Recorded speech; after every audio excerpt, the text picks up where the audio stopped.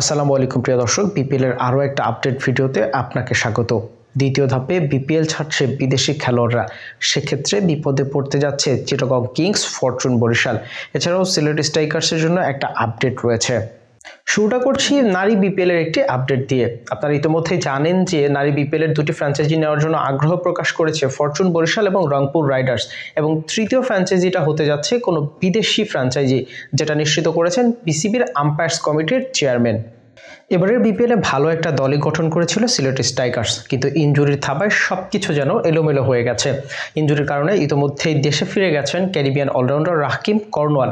এবার নতুন করে ইনজুরির থাবায় পড়েছেন দলটির সেরা পেসার তানজিম হাসান সাকিব। ইনজুরির কারণে খুলনা টাইগার্সের বিপক্ষে সিলেট স্ট্রাইকার্সের শেষ ম্যাচটিও তিনি খেলতে পারেননি। তবে ঠিক ইনজুরির কতটা গুরুতর সেটি এখনও সিলেট স্ট্রাইকার্সের পক্ষ থেকে জানানো হয়নি। তবে ইতিমধ্যেই নতুন পেসার হিসেবে সিলেট স্ট্রাইকার্স সুমন খানকে তাদের দলে ভিড়িয়েছে। গত কয়েক আসরে বিপিএলে বিদেশি খেলোয়াড়দের মধ্যে সবচেয়ে বেশি আধিক্য পাকিস্তানের। এবারের বিপিএলও তার ব্যতিক্রম নয়। প্রায় সবগুলো দলেই রয়েছে পাকিস্তানি খেলোয়াড়রা, এবং আগামী মাসেই রয়েছে চ্যাম্পিয়ন্স ট্রফি, যে কারণে বিপদে পড়তে যাচ্ছে দলগুলো।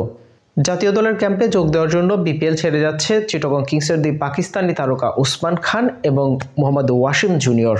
আমাদের কাছে থাকা তথ্য অনুযায়ী আগামী 25 জানুয়ারি পর্যন্ত এনওসি রয়েছে এই দুই ক্রিকেটারের। এরপরেই তাদের বিপিএল ছেড়ে চলে যেতে হবে।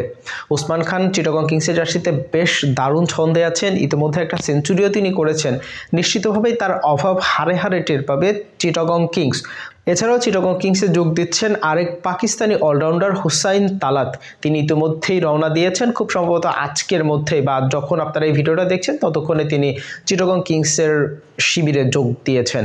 ঠিক 25 তারিখ পর্যন্ত এনওসি রয়েছে ফরচুন বরিশালের পেসার জাহানদাদ খানেরও। এরপর তাকেও চলে যেতে হবে বিপিএল ছেড়ে।